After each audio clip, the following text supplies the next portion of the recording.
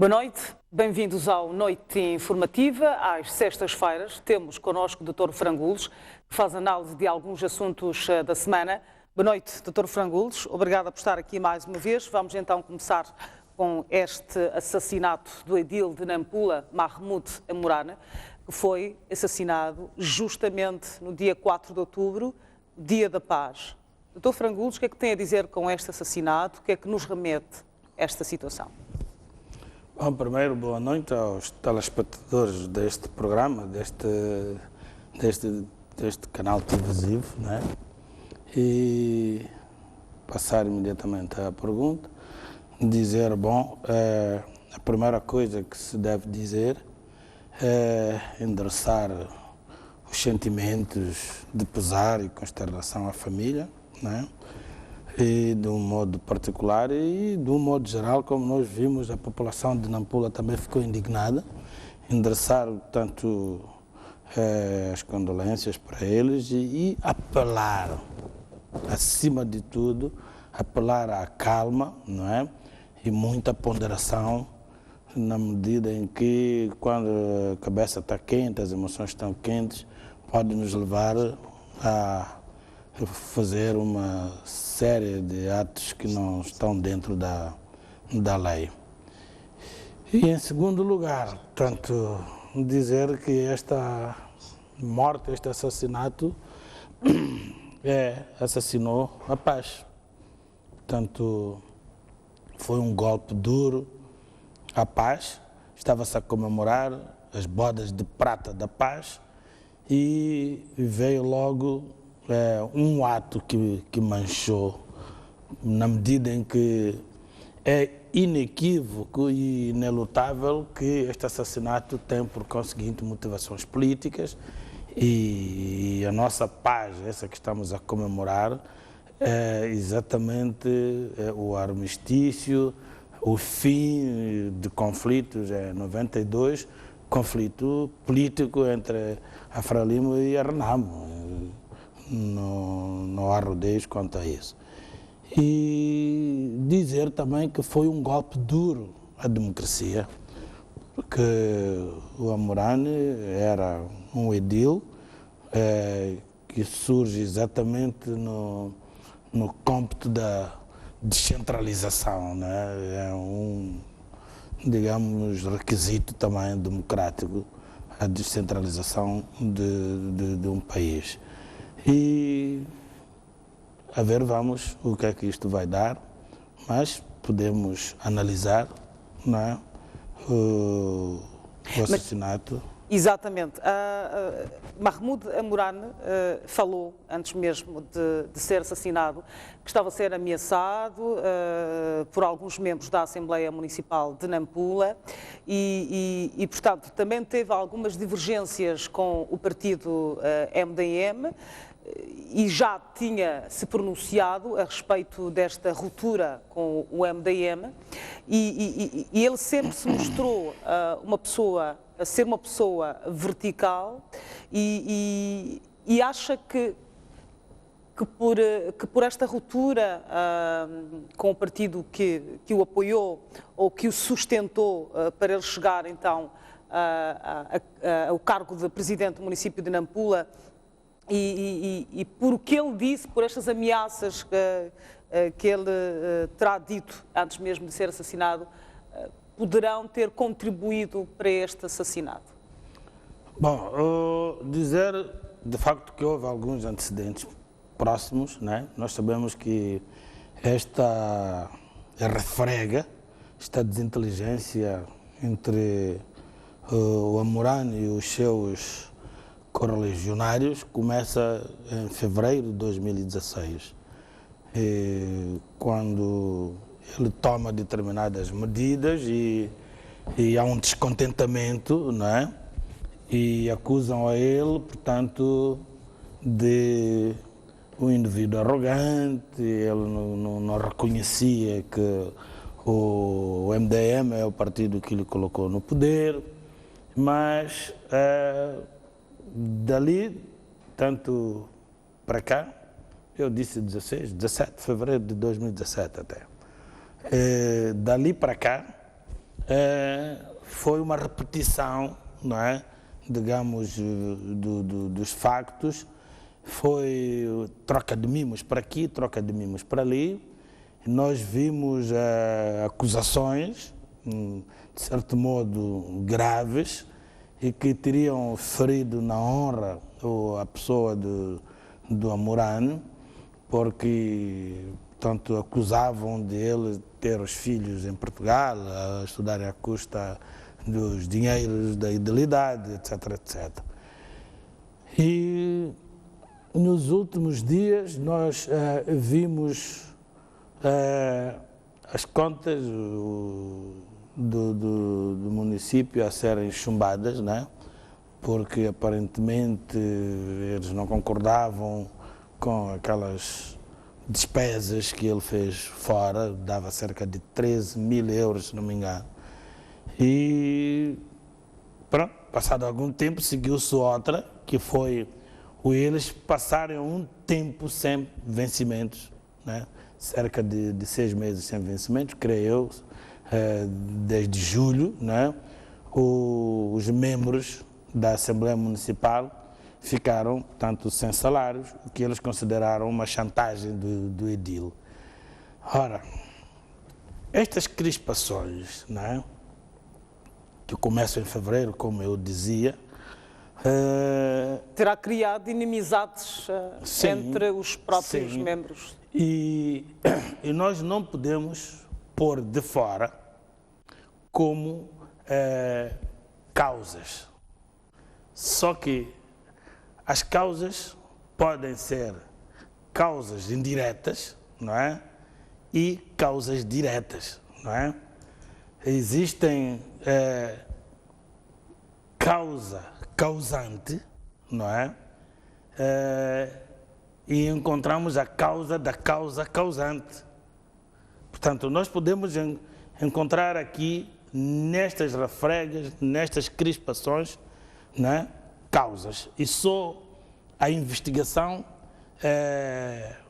digamos que uma investigação rigorosa, uma investigação muito responsável, é que nos podem vir dizer que nós não somos causa da causa ou causa da causa causante. Causa da causa, portanto, a última causa é a consequência, não é? Mas isto não nos impede, não nos diminui a apetência de analisarmos determinados cenários, não é? Bom, o que acontece é que, deixe-me lá raciocinar neste sentido. O que acontece é que o lugar do edil é um lugar político e Amurano representa um partido de oposição. E é preciso saber que o adversário político, tanto do partido que o elege, né, não fica o partido adversário a dormir na formatura. Fica à espera, não é, de qualquer coisa para poder fazer o aproveitamento político. É aqui onde eu digo que o partido que elege o Amurano vai, em grande ou em pequena medida, em nenhuma é que não vai ser, em grande ou em pequena medida, estou a falar do MDM, vai pagar uma fatura de não ter conseguido gerir este problema da desinteligência interna. E de que forma o MDM irá pagar a fatura pelo assassinato do edil? A forma que vai pagar é exatamente na urna, porque as emoções estão quentes. E repare, Já estão lá alguns membros do MDM, até da Comissão Política, não sei se o presidente estará lá ou irá, mas aqueles que estão lá, amanhã hão de ver as emoções quentes, tanto da parte da família como da parte da população. Por quê? Porque para eles, não é? E ainda com a manipulação da informação, porque até esta altura, não é? Estão as investigações a correr e eles não querem saber disso, esperar as investigações. Devo até dizer-te por informação que tive, creio eu que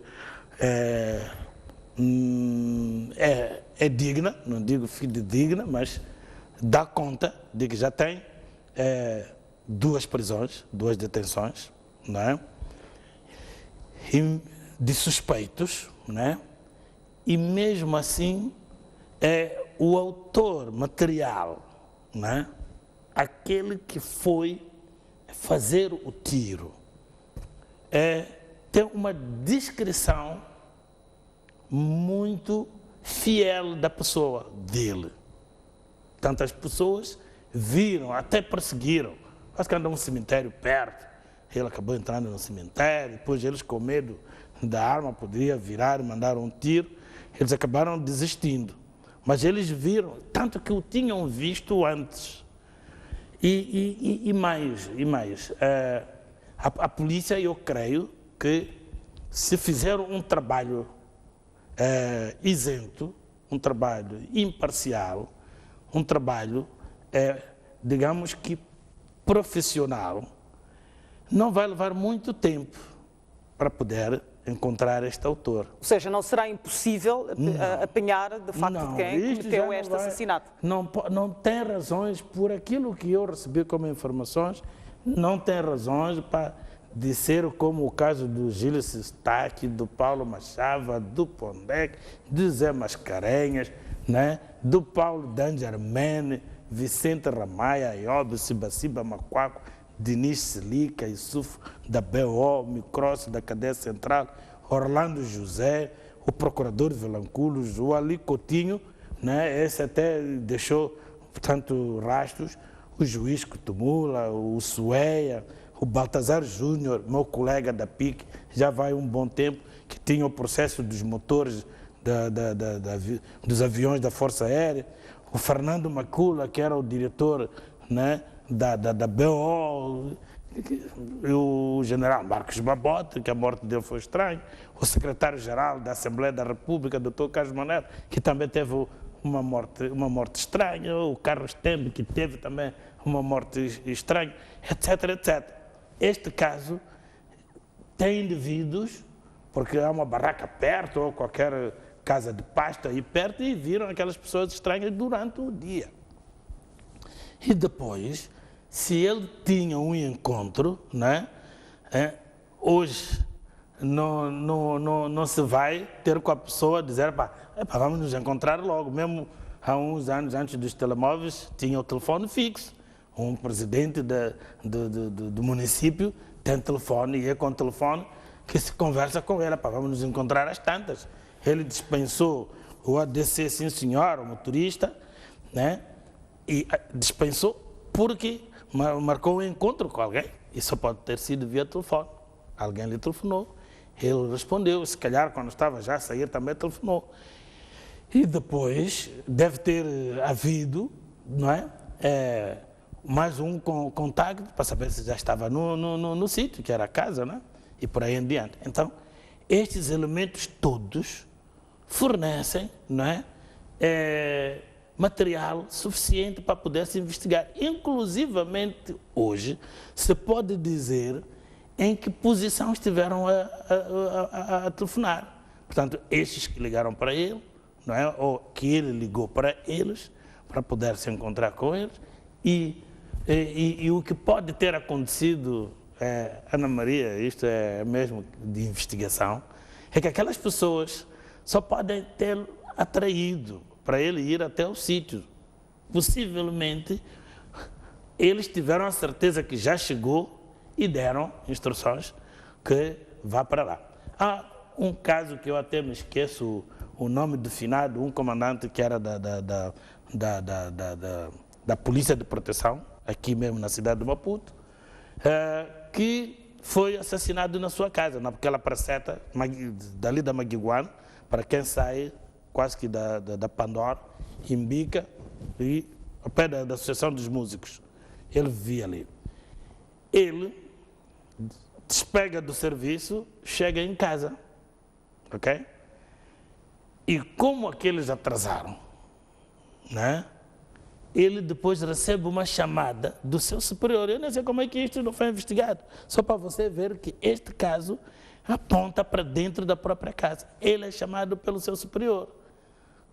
Pá, ele tem que obedecer, ele volta. O superior não lhe diz quase nada. E em 5 minutos estava ali a dispensar. Mas ele, quando chega em casa, já encontra, portanto, pessoas à espera dele, né? O mais normal para a investigação, para os investigadores, é o telefone nunca chegar lá, ou sei lá, porque mesmo apagando aquelas chamadas, tu tens o extrato de conta que traz... Podem rastrear, portanto, as chamadas. Há um outro indivíduo, se não me ocorre o nome, que era um ex-deputado, quando ele morre já era ex-deputado, na Macia, está-me a fugir o nome agora, que estava a assistir um jogo de futebol, de Portugal e qualquer coisa, na altura, acho que era mundial ou coisa parecida, ou europeu, e ele é chamado por um amigo que até pede qualquer coisa, que estava a viajar, pede-lhe um farnel. Ele pede à mulher, faz um farnel a correr, põe num taparoeiro, sai para a estrada nacional, número 1, da Macia para lá. E quando ele chega ali, não vê ninguém. Volta com o liga, já não responde. E, logicamente, que ele conhece, para poder sair com taparoeiro, com um farnel, porque ia viajar, é porque conhece. Não é qualquer pessoa que pede um farnel à Ana Maria. Tem que ser uma pessoa para ir sair aquela hora da noite. Entretanto, ele, quando regressa, é recebido a tiros e morre. Não consegue chegar a casa, morre na casa de banho da dependência. E, para investigar este caso, é coisa simples. Não podem existir coincidências. Coincidência de quê? Não há coincidência nenhuma, a investigação não admite essas coincidências, só pode admitir coincidências, mas que te conduzam aos indivíduos que cometeram o crime. Mas, o que é que acontece? Eu estava a falar deste, podemos até chamar um dossiê, né? Foi mal gerido. Por quê? Porque no lugar de imperar a diplomacia, o diálogo, não é? Imperou uma troca de mimos. E isto pode ter sido aproveitado. Eu não estou a dizer que foi aproveitado. Pode ter sido aproveitado. Mas para ajudar a investigação, é preciso que a investigação, por sua vez, olhe para estas oscilações e tudo mais, né? E depois procurar traçar os cenários possíveis. Comecemos, número 1. Quando o Amurano, zangado, não é? Declara-se revoltado com o seu presidente, que até pessoalizou com o seu presidente, com palavras amargas e tudo mais. Naquela altura, que ela até exige, eu ainda me lembro, ele exige desculpas pessoais do próprio presidente, a ele. Isto aqui, quer dizer, até certo ponto, ataca a autoridade do próprio presidente, como presidente do partido que lhe indica para o lugar em que está. Isto era um caso um bocado complicado, precisava de ser gerido com a melhor das mestrias. Mas o que não aconteceu? O que não aconteceu, tudo bem. Devia ser gerido por quem? Não, por quem não interessa, mas em termos, digamos, identificativos. Mas por quem, digamos, de competência, gerido por alguém com arte e engenho. Porque esta coisa de diálogo, esta coisa de diplomacia, até é uma diplomacia espontânea. os nossos avós, naquele tempo e até agora, existem lá no campo, dirimem conflitos sem precisar de terem sentado no banco, não é, das relações internacionais, estudar a diplomacia e tudo mais, o diálogo. Então, deve ser gerido por alguém com arte e engenho para poder aproximar, não é, as posições. Isso não aconteceu? Isso não aconteceu. Se tivesse acontecido, não chegava ao patamar que chegou. Ora, mas podemos olhar neste patamar, né, o que é que acontecia, ou melhor, em termos de aproveitamento, não é? Quem seria o prejudicado e quem seria até o beneficiado destas desinteligências entre o Amurane e o seu presidente, claro que por tabela, com o seu próprio partido. Até aqui, este conflito não saiu fora. A única coisa que poderia acontecer era o adversário ter um aproveitamento no sentido de tirar dividendos, mas ao nível local do lugar onde o Amurane está a ocupar como medida. Mas o que acontece é que estas desinteligências subiram de nível. Ao subir de nível, extremaram. Ao extremarem, chegaram a um ponto tal radical que, antes dele mesmo declarar, já se via que ali era água com azeite. Não tinha qualquer possibilidade de reconciliação. Água com azeite não se reconciliam. Chegou a um ponto que ele mesmo disse que já não mais era do MDM.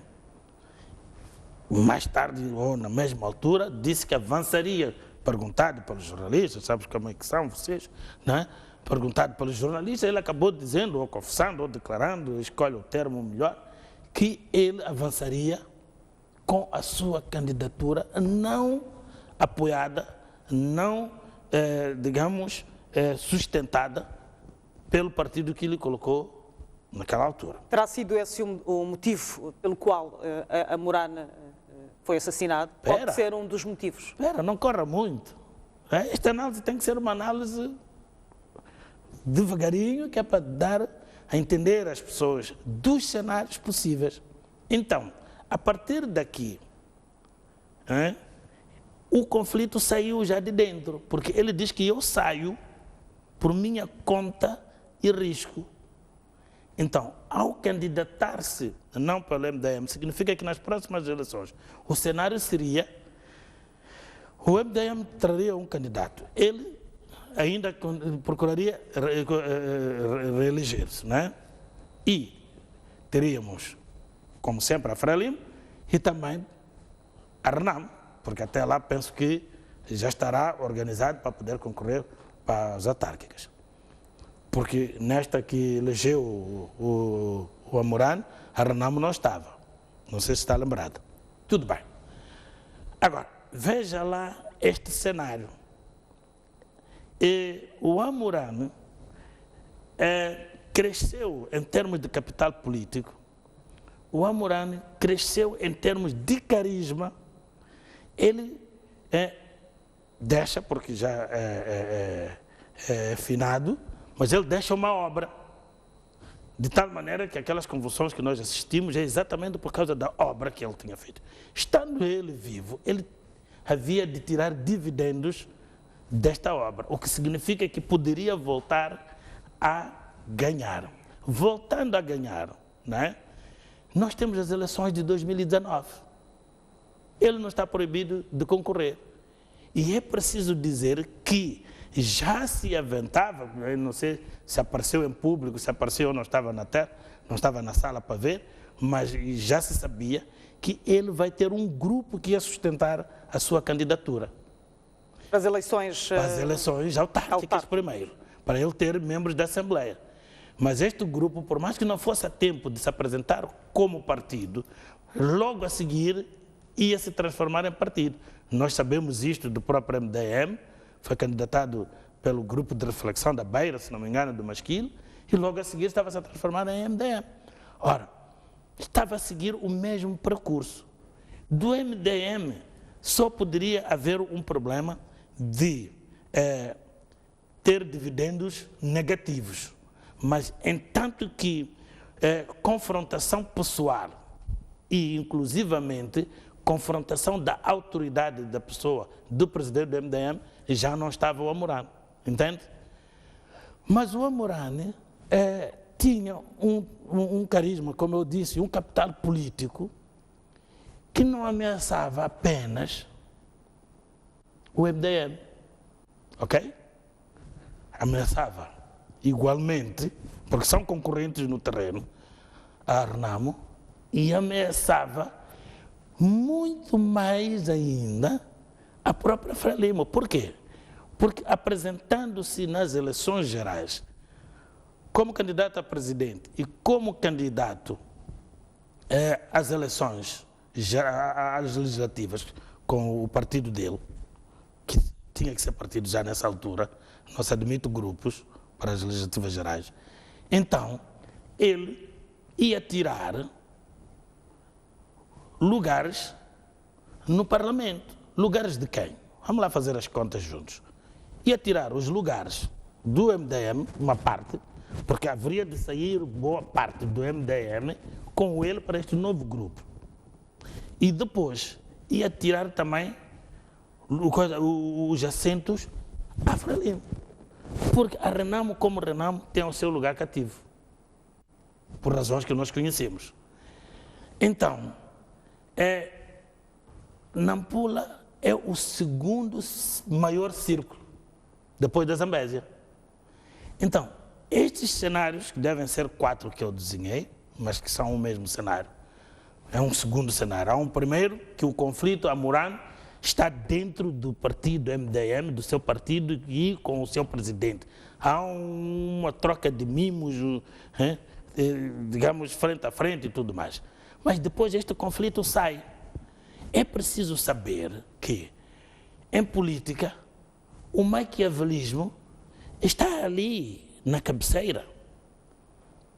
Então, pode ser que estamos no capítulo das hipóteses, que alguém que ficava ameaçado com este segundo cenário do Amurane tenha chegado a uma conclusão que este é um bom momento de eu afastá-lo, ok? Ou seja, foi uma situação muito bem estudada, se olharmos por esta vertente que acaba de dizer. Não se trata de nenhum distraídos. Estudam a situação e chegam à conclusão que este é o momento próprio em que nós devemos afastá-lo. Por quê?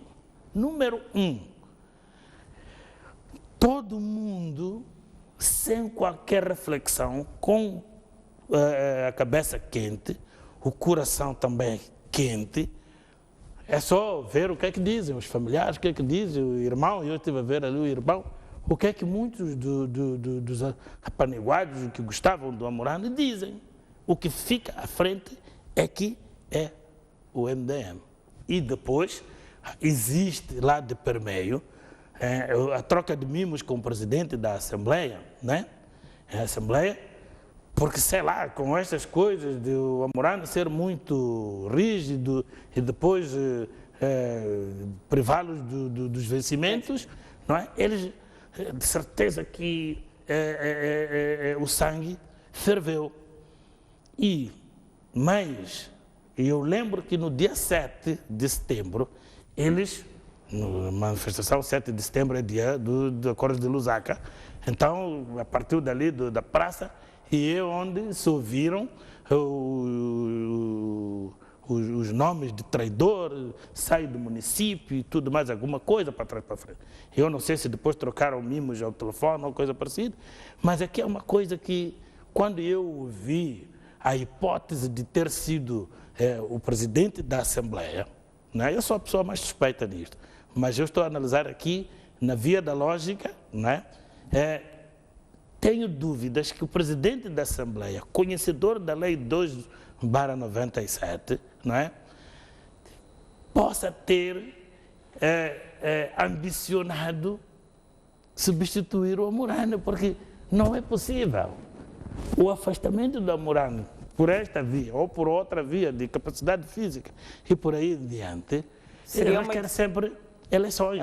E acima de tudo, a hora em que este ato fatal é cometido. Se tivesse que ser ele a afastá-lo para poder substituí-lo, enquanto não tivessem provas, ele afastava depois de ultrapassado pelo menos os 12 meses faltantes para o término do mandato. Estamos juntos aqui. Isto é por via da lógica. É que eu não vou cometer um ato que eu sei que não me beneficia. Ele, em termos de substituir, ele agora já está a substituir, vai substituir por cerca de 120 dias perante a nova lei. Antes era 30, não é? Parece que agora é por 60. Vai substituir por esse tempo. E mais nada, porque depois vão as intercalares, tem outro presidente. E não vai cometer um ato, sabendo que não vai beneficiar desse ato. Isso seria de um paciente de um hospital psiquiátrico. Então, por essa via, eu não acredito. Agora, há um outro pormenor. A partir de anteontem, ou sei lá quando é que foi, mas esta semana mesmo, começou a aparecer um post nas redes sociais. Um post que dizia que havia grupos que tinham entrado e irrompido no Conselho Municipal e vandalizarem os vereadores para entregar as chaves dos gabinetes, incluindo o próprio o edil, né, o Amurano, para abandonar o gabinete, porque aquele lugar não lhe merecia, não lhe pertencia, etc, etc. E eu fiquei preocupado com este post. Peguei no telefone, liguei para o Lutero Simango, né, é membro da Comissão Política, e na altura estava fora de rede. Liguei para o Venâncio Mongano, membro da Comissão Política, também estava fora de rede. Liguei para o Ernesto Pedro, que é o chefe do gabinete do presidente do MDM na Assembleia da República, também estava fora de rede, não sei se estavam numa viagem juntos ou não. Liguei para o Armando Alexandre Cuna, que é o marido da Amurano, né? E não sei se ainda continua assessor do presidente do MDM. O telefone tocou, mas devia estar a dar aula, uma coisa qualquer, não me atendeu. Lembrei-me da Judite Stoy, que também é membro, recém-nomeado ou indicado como membro da Comissão Política. Essa atendeu-me. E eu digo, olha, estou preocupado porque há um post que está a circular nas redes neste sentido. E ela diz, não é verdade, eu estou em Nampula. Sério, diz que é verdade. Eu disse, então, se está em Nampula, por favor, articule com o presidente e vocês têm que sair imediatamente a dar uma conferência de imprensa, porque isto é um mau presságio. Em política, isto é mau presságio. Ela disse sim. Mas depois, acho que falei com ela, disse que tinha dado uma entrevista com todo o respeito, a canais firmados de palmarés firmados e há canais itos, peço desculpa, vai zangar esse canal que lhe prestou a entrevista, mas temos a STV, temos a TVM, são os canais com maior visionação. Então, o que é que acontece? Eu, não satisfeito, porque os 30 anos que eu servi à polícia não poderiam me deixar satisfeito, porque eu estava a falar com alguém interessada, né? E eu peguei, aí prefiro omitir, porque é um membro da polícia, e eu falo com ele, sabe que eu fui diretor 6 anos em Nampula, não sei se sabia. Então, eu dormi na praça, e eu ligo e digo, olha lá, está a correr isto nas redes sociais, por favor, onde é que está a verdade? Dê-me 15 minutos que eu vou verificar isso. Passado um tempo, ele estava a telefonar, não o pude atender na altura, porque devia estar longe do telefone, qualquer coisa aconteceu, ou porque estava a falar. E ele manda uma mensagem, a notícia é falsa. Mais tarde, falamos, a dizer, isso não aconteceu, eu falei com o vereador. Tá bom? Isto que estou a dizer é uma informação importante até para a polícia.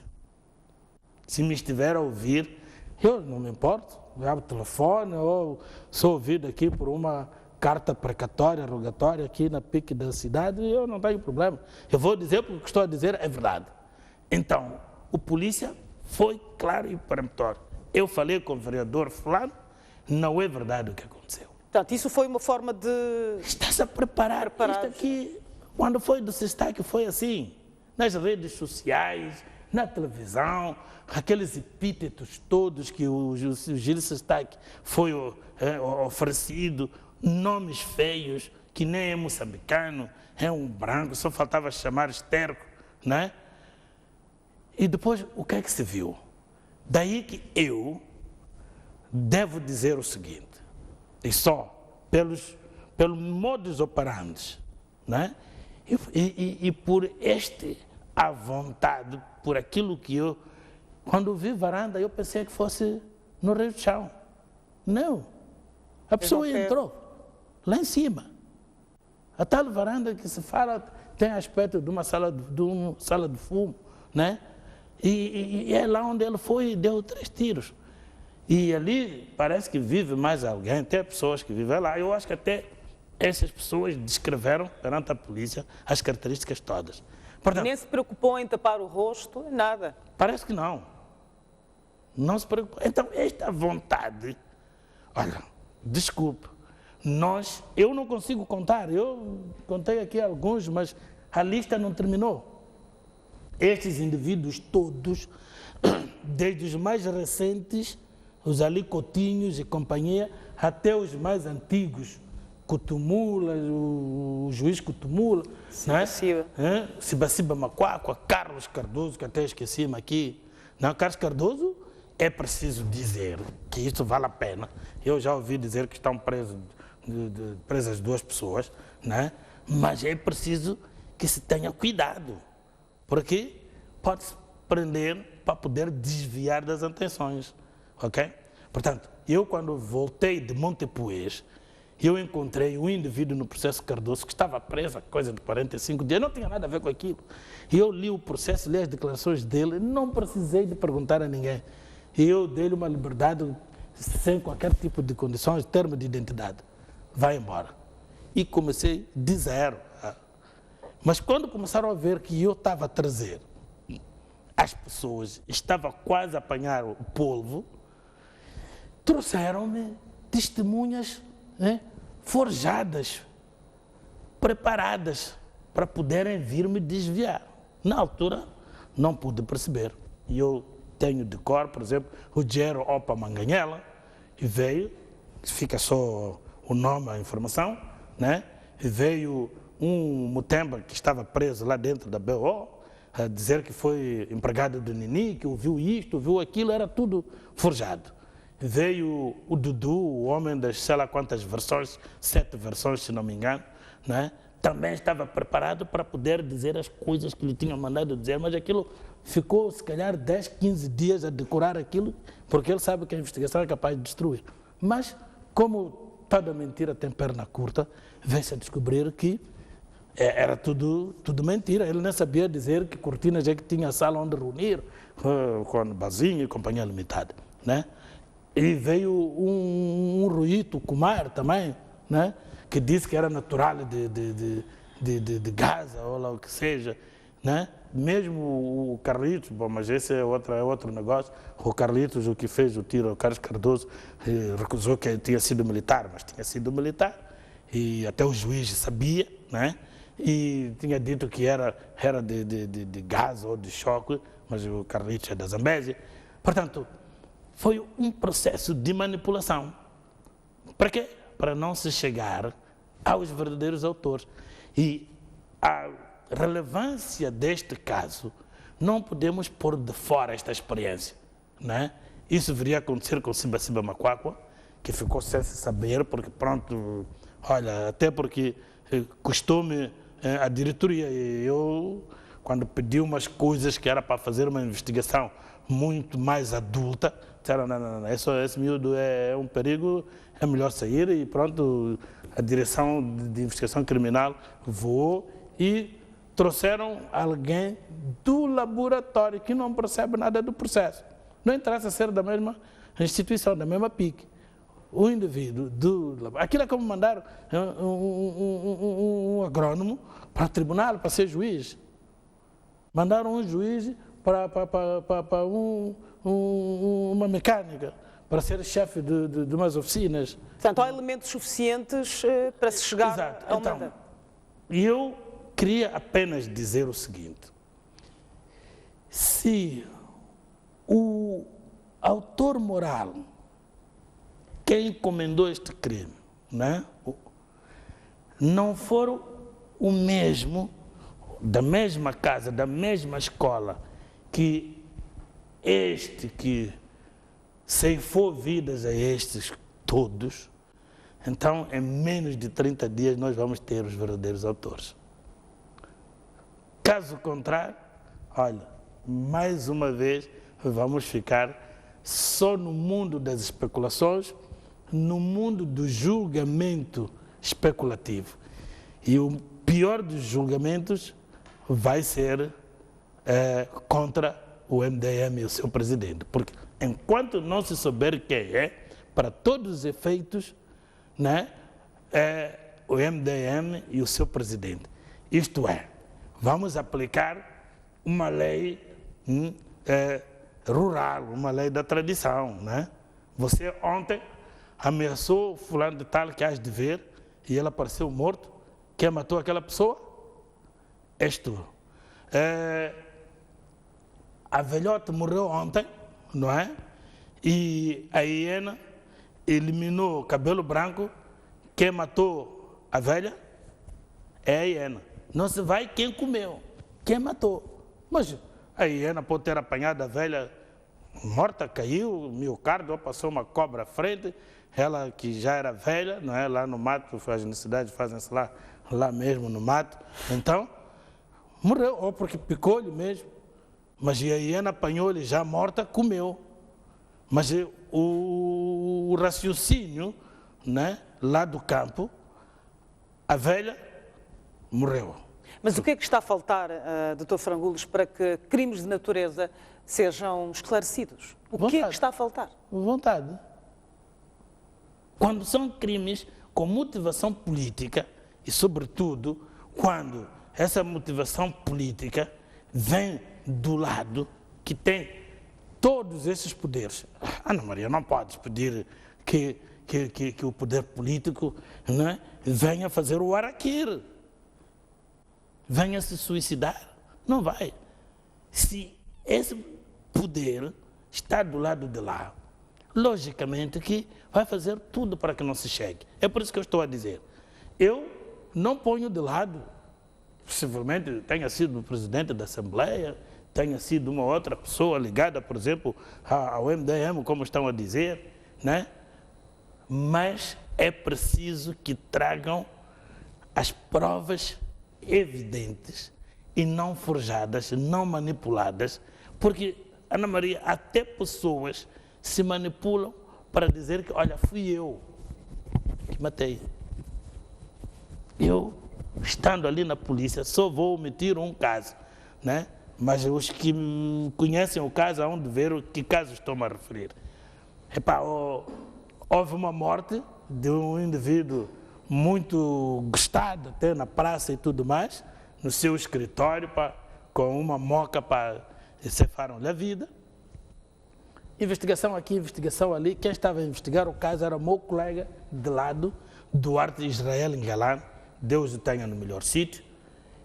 Quando ele estava perto, apareceu um voluntário que veio dizer que fui eu. Fui eu que matei. Mas como? Deus, mas razões? Porque ele violou a minha namorada. Mas sim, foi julgado e tal, não sei o quê. Apanhou aí uma pena suave, que uns 2 anos depois estava a sair, e logo que saiu foi apanhar uma frescura para as Maurícias. Exato. Mas, Então, o que é que aconteceu? Aconteceu que esta pessoa foi preparada para dizer que sou eu. Nestes casos, porque este caso aqui, se for os mais atentos, não é? Os mais absortos estão a pensar, se chegar até lá, isto é um escândalo. Só não vai ser escândalo se for o MDM, se for o Renamo, né? Mas se for a outra força, porque isto tem motivação política, vai ser um escândalo. Daí que, quando é assim, há uns exercícios acrobáticos que se faz para não se chegar ao sítio. Se for.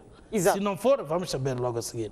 Mas estes assassinatos, estamos a falar de Gili Sistak, estamos a falar de outras figuras que o Dr. Frangolos muito bem mencionou aqui, estamos a falar deste caso recente de Mahmoud Amurane. Estes assassinatos seriam uma forma de controlar a sociedade, amedrontar a sociedade? É um modus vivendi. É um modus vivendi. O Estado tem os seus algozes. Eu já disse aqui, se for o Estado, nem só o Estado moçambicano, tem os seus algozes. A única coisa é que muitas vezes escolhe mal, onde por vezes nem é necessário. Todo mundo se pergunta, mas era mesmo necessário? Mas tem os seus algozes que recebem, sustentam as famílias por matar outras pessoas. Eu repito, né? Quando estava na time, até porque estava lá também, eu tinha um programa. Apareceu aí um porta-voz, eu até digo que foi afastado a partir dessas afirmações. Parece que era o Kofa ou Alface, eu não me lembro bem o porta-voz, que disse, nós na polícia temos homens preparados só para isso. Porque questionávamos. Até a versão que a polícia contava, eu fui desconstruir. E ele disse, temos uns que executam e logo a seguir está a vir o cara do piquete. A moda siciliana. A máfia age assim, uns matam e logo a seguir está a vir o cara da polícia. Porque a máfia também está lá dentro da polícia. Vem limpar. E muitas vezes a própria polícia está na máfia, aquela que limpou. Então os outros vêm imediatamente correr, porque há outras pessoas que morrem ou são assassinadas, mas quando não estão lá metidas, não é? Ou quando a máfia não está lá metida, telefona-se para a polícia e fica-se horas a fio à espera do cara do piquete e nunca mais chega. Aqui perto, na Mafalala, ou no Chamanculo, ou no Machaqueno, ou sei lá como é que chama, Pulana Caniço, muito perto. É simplesmente o subúrbio, mas é muito mais perto da Polícia de Investigação Criminal. Fica-se até. Já houve casos em que as pessoas até reclamavam, estamos aqui desde 8 até agora que são 15, 16 horas. Mas quando dão-se aqueles casos, a remoção é rápida. Por quê? Porque há um telefonema que diz, já está. Pronto, logo a seguir vem o carro. Nós já vimos esses casos que se deram na circular, etc, etc. Então, para dizer que houve uma confissão e por via disto, eu fui chamado e fui ameaçado à morte. E eu já disse aqui, fui ameaçado à morte. Você, se continuar a falar mal de nós, vamos te incluir no potencial delitivo. E já sabe o que acontece. Você é nosso oficial da Polícia de Investigação Criminal, sabe o que acontece com o potencial delitivo. Era o próprio Basílio a falar comigo nesses termos. Era ainda junto do comandante nessa altura. Eu queixei-me. Só que não queixei-me. Aqui havia de me queixar a quem? Exato. Mas... Okay. Mas para dizer o quê? Que, de facto, há um reconhecimento, não é, tácito de que os esquadrões da morte existem para a defesa dos interesses do Estado, entre aspas. Mas levantou-se aqui esta questão de segurança, que se deveria ter em conta esta questão e que as figuras de dianteira deste país deveriam merecer um certo tipo de segurança e que não dependeria desta pessoa se dispensava ou não. Vai pelo mesmo pensamento? Vou, porque tudo tem regras, não é? A FPAI, que é a Força de Proteção das Altas Individualidades, tem a função de proteger os dirigentes.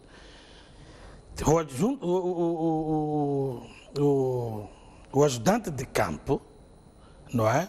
Ele só aceita dispensar-se quando deixou o chefe em lugar seguro. Ora, o que me parece é que o Amurane, aquela casa, ele não estava nela, apesar de que era a casa dele. Ele estava na casa da Idilidade. E mesmo que fosse, não é? Devia deixá-lo, sim senhor, ele dispensava-se, mas imagina que ele repara que a proteção à casa, por fora, a família, aquela casa tão grande, merecia ter 2, 3 pessoas, não é? Se ele vê que a segurança não está, aceita este pleonasmo romântico, a segurança não está assegurada, ele não tem que sair, ele inclusivamente manda o motorista para providenciar, olha, não está segurança ali. Agora, eu, com as minhas fontes, soube que ele dispensou. Não queria, porque de certeza tinha um encontro, que não queria, sei lá, mirones, etc. Não queria mirones, tudo bem. Mas é o que eu estava a dizer, que estas pessoas, se têm, digamos que, a responsabilidade da sua missão, nunca poderiam deixar o presidente quase desguarnecida. Exato. Tinham que ficar pelo menos os homens da segurança da residência cá fora. E até porque quando ele estivesse a sair, não é, tinha que ir pelo menos um, que o motorista não lhe deve faltar lá no palácio, que havia de voltar para deixá-lo. Mas pelo menos um polícia tinha que o acompanhar. Foi uma facilidade. Sobretudo nos momentos em que ele estava a viver de ameaças, não é?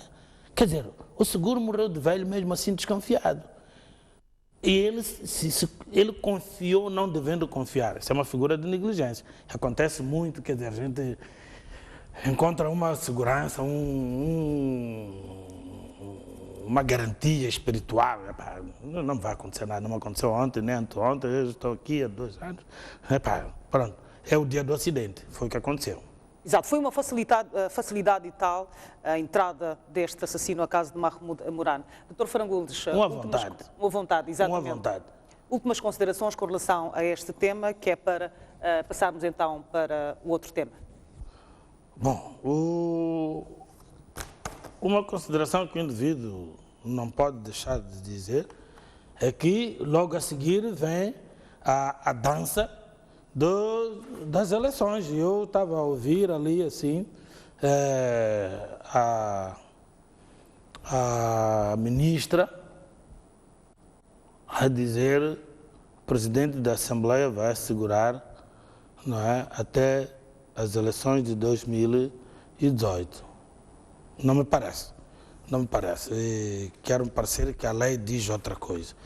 E ainda temos muito tempo para fazer essas considerações, mas não quero cansar as pessoas com as leis. Tem o artigo 60 da Lei 297, que é atualizado pela Lei 15 de 2007, de 27 de junho, é muito claro quanto a isso. Quando ainda existem 12 meses para o cumprimento do mandato, há intercalares. E eu vi aí em algumas redes, na contagem do mandato, quer dizer, fazem uma confusão. Faltavam 12 meses e 6 dias. Como? Qual é a data do mandato? É a data das eleições? Pronto, cogita-se esta possibilidade de haver eleições? O fim do mandato é o fim dos 5 anos. É como a própria declaração, né? E eu ainda aí tenho que ler as pessoas. Por quê? Porque esta lei 297 não é muito clara em relação a esta declaração de incapacidade. Okay? Há espaço para as eleições. Veja, a incapacidade permanente do Presidente da República, podemos pegar isto e fazer, portanto, uma interpretação sistemática, permitido mais ou menos, é comprovada por junta médica definida nos termos da lei. A incapacidade da morte é definida, aqui utiliza o termo, é comprovada. É comprovada pelo médico legista, não é? Então, a contagem tem que começar aí. Quer dizer, vir um documento que diz que é incapacidade, porque a incapacidade, né, física, não é? Pode levar 60 dias para ser comprovada, pode levar 6 meses, até ir à junta de não sei quantos médicos. Agora, a morte, logicamente que num prazo máximo de 48 horas, até por vezes menos, é comprovada. Ora, a comprovação vai dar na declaração de que a morte deu-se no dia X e a contagem começa com a morte. Isto é como a abertura da sucessão. A abertura da sucessão, né, começa com a morte. Morreu, hoje é dia 6, né? Morreu dia 6 às 21 horas. Então, se há alguém que devia receber a herança, quando nascesse completo e com vida, e entretanto, às 22 horas, nasceu alguém que tinha direito àquela herança, não dá. Por quê? Porque a morte deu-se, não interessa se enterram 5 dias depois, se vê nos jornais que ele morreu de verdade, porque há vezes que se morre falsamente, de mentira, como se diz na gíria. Então, aqui há uma interpretação que pode ser conveniente, não é?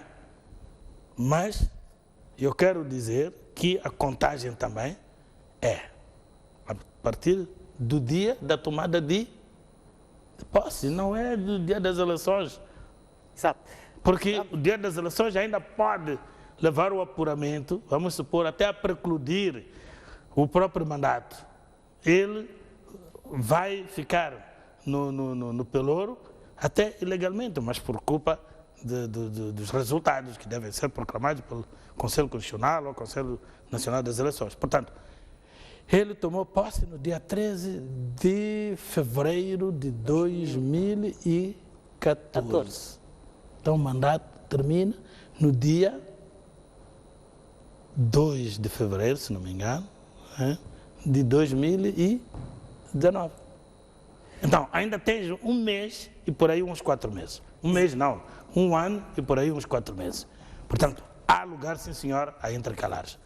Não vamos começar a torpedear a lei porque ou não temos dinheiro ou porque não queremos correr o risco de ser chamados isto ou aquilo.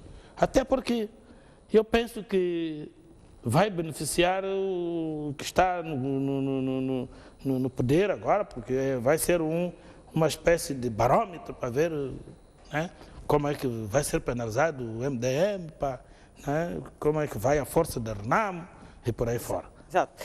Obrigado então, Dr. Franco Luz. Vamos passar para o nosso tema da noite. Temos pouco tempo, mas vamos falar então dos confrontos entre a polícia e homens armados, até então desconhecidos, que, portanto, invadiram 3 posições da polícia em Mocimboa da Praia, em Cabo Delgado. Cogitava-se essa possibilidade acho que também é uma localidade de Mocimboa da Praia, mas é exatamente. Cogitava-se essa possibilidade de que estes 30 homens pertencessem ao grupo de Al-Shabaab, mas a polícia afastou esta possibilidade. Até então são homens que se armaram de espertos e foram lá invadir estas posições policiais por motivos até então desconhecidos. O que é que tem a dizer com este confronto, Dr. Olha, quando comecei a ler, depois ouvi os comentários, eu pus uma reserva muito grande. Por quê? Porque diziam que invadiram a esquadra para levar armas. Ora, as milícias do Al-Shabaab e do Boko Haram são milícias fortemente armadas, fortemente, e treinadas. Eu pus logo de lado essa hipótese. Eu só disse que comigo aqui há qualquer coisa mal contada. E de facto está mal contado. Tem 5 indivíduos que estão presos. Vamos esperar qual vai ser o resultado das perguntas. Há 5 presos. Portanto, eu não quero especular uma coisa que está sendo investigada e vai trazer algum resultado. Mas eu, sem estar lá perto, a primeira coisa que afastei é essa de malícia, porque, pronto, depois fez correr um WhatsApp também, que é para poder impressionar os Estados Unidos, para poder dar dinheiro, porque tem interesse naqueles sítios e não só ouvir dizer que em Moçambique já há células porque estão ligados à Al-Qaeda, né? Esses Al-Shabaab e Boko Haram. Então aí os americanos vão ter que investir no máximo para caiu mal. Dois, no cima da praia, tinham que vir ou de barco ou tinham que vir via Tanzânia. Quer dizer, passaram aquilo tudo, Tanzânia, Quênia, para entrar para Tanzânia, Moçambique. Não acredito. Três, falam português. Falam Kimani, que é língua dali, Swati. Swahili. Swahili está em Cabo Delgado, né? Cabo Delgado já se fala Swahili normalmente. E podem ter estado, podem ser até bandidos que já estiveram dentro da Tanzânia, como, sei lá, uns meliantes, e aprendem o Swahili facilmente. E, por via disto, quer dizer, seria incongruente que não fossem moçambicanos. Está mais que provado que são moçambicanos e vão dizer quais as motivações. Desde já, até as populações afastaram também a possibilidade de ser armado. Disseram não, eles até dizem, não queremos população, só queremos polícia. Portanto, para mim, este tema está ultrapassado hoje, não há qualquer comentário a mais sobre isto. Exatamente. Então, afastando essa possibilidade de pertencerem ao Al-Shabaab, isso quer dizer que deve ser uma quadrilha com fins até então obscuros que estão a tentar desestabilizar alguma coisa neste país. Tentar tomar a vila, quer dizer, tomar a polícia e, sei lá, a seguir o que é que iam tomar. Aliás, ainda falava-se de 2 bancos.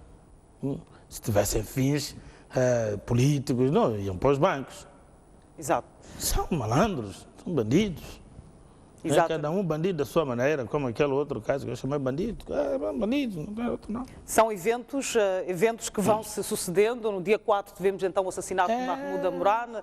Dia 5 tivemos estes confrontos. Sabes, a polícia... essas coincidências acontecem. Exatamente. Eu estava em Montepuez quando se deu aquele desastre, no dia 22 de novembro, e é no mesmo dia que às 19 é baleado o Carlos Cardoso. Exatamente. De madrugada foi aquele desastre dramático, não é? Fazendo aqui uma atualização, a polícia abateu ontem mais 11 indivíduos, eram 30, portanto, os 30... Conta serem 16 já. Exatamente, e infelizmente a polícia perdeu dois, mas vamos ver então até onde esta situação vai. Certamente que a polícia vai trazer mais pormenores com relação a este confronto entre estes homens armados, estes bandidos e a polícia. Tô Frangulos, vamos então para o nosso penúltimo, se não o último tema da noite. Deixa lá dizer uma coisinha pequena em relação a isto. Este caso vai lembrar um pouco, se não for muito, a Assembleia e o próprio governo em tirar, em alguns crimes, aquilo que eu disse aqui, assim, as medidas de graça. Eu não estou pelas prisões perpétuas e até de morte, pena de morte, não sei o que mais. Pode-se agravar algumas penas, não restam dúvidas. Mas o importante é que há determinados crimes que têm que ser escalonados, classificados, né? E que devem ser considerados crimes sem benefício das medidas de graça. Por quê? Porque estes indivíduos hão de ter pena máxima, 24 anos, é claro, mais um agravamento. Imaginemos que agrava-se até 30. O juiz, quando dá 30 anos, está a dar 15. Então, a sociedade tem estado a falar em termos de agravar. não sabem destas medidas. É que é preciso que estas medidas sejam estreitadas, no sentido de serem poucas medidas, passarem pela parte mais fina do funil. Não é todo crime que tem direito a medidas de graça. E nas circunstâncias em que a gente se encontra de uma corrupção aguda, nós conhecemos determinados indivíduos de mau comportamento lá na cadeia, a cometerem crimes, né, e a fazerem negócios estando lá dentro, mas que por via da corrupção do dinheiro adquirem uma declaração de bom comportamento. Estamos juntos? Exato. Nos Estados Unidos da América, por exemplo, quem mata um polícia está com a vida estragada. Exato. Mas este caso, uma insurreição armada com arma de fogo, é um crime até contra o Estado. Agora, vamos lá ver. Imaginemos que não se classifique como contra o Estado, que tinham fins crime comum, roubar. Porque o que classifica não é a gravidade, mas a resolução criminal, a intenção, portanto, criminosa. Imaginemos que era para roubar os bens da população, o dinheiro lá dos 2 bancos que existem e tudo mais. Não é um crime contra o Estado. Ora, vai para aí a pena de crime comum, agravada especialmente, tudo bem, 30 anos. 15 anos depois está a sair. Então, a Assembleia ou o Governo, na proposta do Código Penal, sei lá quem vai fazer a proposta, tem que discutir estas questões e não estar aí a discutir a gravação das penas e repristinação de penas. Por exemplo, pena de morte seria repristinar, porque tínhamos na Lei 279, né? E na Constituição tínhamos. Foi uma questão de se tirar em Moçambique, não há pena de morte, mas já houve. Os que eram os cotóis e companhia Gulamo Nabi foram julgados pela Lei 279 e condenados a fuzilamento, a morte por fuzilamento. Não vamos voltar para trás, somos um Estado já moderno, muito bem falado, essa é uma questão de cumprirmos bem as nossas leis. Mas há umas coisas que podemos fazer, uma delas é esta, exatamente. Era isto só que eu queria... Exato, vamos então passar para o nosso último tema da noite. Dr. Frangules, vamos retomar então o caso do FDA, desvios do fundo, no Fundo de Desenvolvimento Agrário. O julgamento vai retomar dia 10, após um período de interregno. Dr. Frangules, quer-me parecer que há novos desenvolvimentos com relação a este desvio de fundos, a este julgamento, e parece que a ex-PCA vai ser julgada em separado. Separada? Como? E que vai, portanto, vai ser arrolado num processo autónomo. Exato. Se for arrolada no processo autônomo, ela vai como declarante, se tiver sido já condenada, porque senão vai ferir um princípio de ne bis in idem. Portanto, não se pode condenar 2 vezes a mesma pessoa pelo mesmo crime, uma pessoa pelo mesmo crime. O que vai acontecer é que no processo autônomo ela vai como declarante. Até aqueles outros, se souberem alguma coisa nesse processo autônomo, vão ser chamados, mas já como declarantes. Quer dizer, estando dentro da cadeia, cumprir pena. Mas quando vão para o tribunal, vão responder como declarantes. Não pode ser julgado 2 vezes. Agora, o dado novo que apareceu foi exatamente que ela, e talvez mais alguém, ela trouxe um novo elemento, que a parte da cúpula, não é, do Ministério da Agricultura, tinha se beneficiado. E eu ainda vi em outro sítio, acho que foi na Google, okay, né, que tinha subido para 12 o número de prédios. Mas pronto, a última informação que eu tinha era de 9, dos quais só estavam declarados 3, né, 3 flats, estavam declaradas 3 flats, e as outras 6 flats estavam aí na responsabilidade do próprio ministro Pacheco.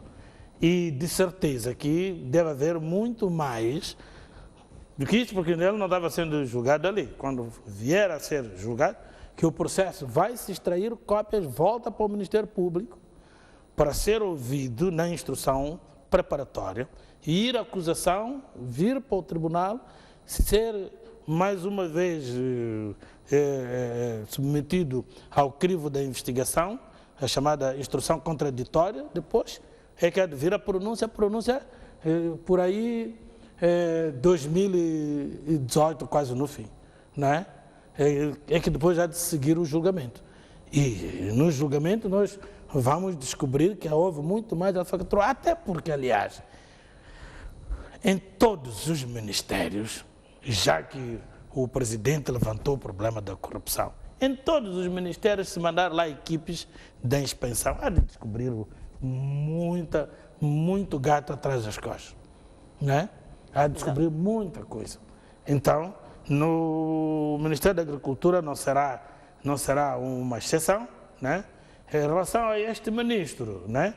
Mais do que questões do próprio Ministério, há de haver outras questões pessoais mesmo que têm estado a gritar-se por todos os ângulos, o caso das madeiras, e lá com o irmão dele chinês, ou primos, ou coisa parecida, e que nunca ninguém lhe fez nada. Aliás, eu sou daqueles que defendo que o presidente deve expurgar, né?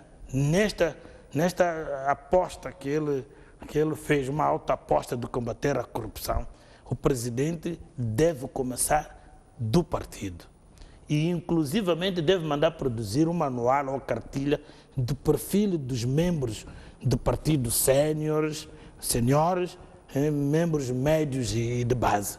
E determinar claramente quais são os requisitos para ser membro da Comissão Política, membro do Comitê Central. Quer dizer, não faz sentido que um indivíduo seja, por exemplo, julgado, né? E até chegar seja julgado, não, seja citado, indiciado em instrução preparatória, chegar até a instrução contraditória, depois pronúncia de julgamento, enquanto está a ocupar as funções. Nenhum deve ocupar. Quando chega a pronúncia, é só abrir a Constituição em relação aos deputados, até em relação ao presidente. Quando tem que ser julgado, ele tem que ser suspenso. Ou então julgado depois dele cumprir o mandato. Então, tem que haver um tempo, o presidente da Frelimo, né, tem que criar uma comissão e dar tarefas para eles criarem regras. Porque não é só dizer que quer fileiras purificadas.